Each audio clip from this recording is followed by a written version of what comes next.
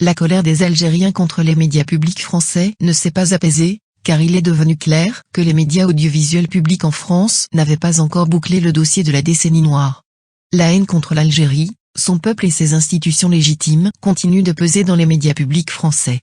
L'ouvrage de fiction, qui n'est pas seul en son genre, produit par la chaîne franco-allemande Arte sur la décennie noire, vise à réactualiser la thèse qui tue qui, et confirme une fois de plus que ces médias ne désespèrent pas de l'heure, espèrent voir le chaos s'abattre à nouveau sur la terre d'Algérie.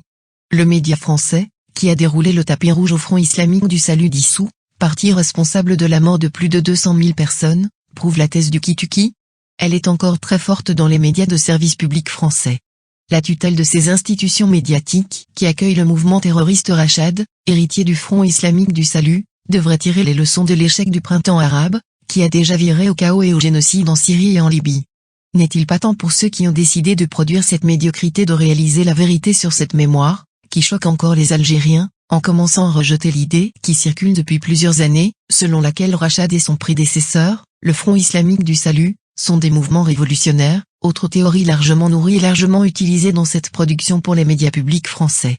Il semble que les médias audiovisuels publics en France, qui soutiennent une organisation terroriste en Algérie, n'adoptent pas la même logique que la France officielle, engagée dans une guerre contre le terrorisme islamiste dans la région du Sahel. Il y a une volonté claire d'essayer de créer les conditions du chaos en Algérie, un chaos dans lequel les Algériens ne veulent pas revivre, ni même plonger. Ils sont attachés à la stabilité de leur pays, à la protection assurée par leur vaillante Assemblée populaire l'Armée nationale, et leur liberté, qui est garantie et protégée par le président de la République, M. Abdelmadjid Tebboune.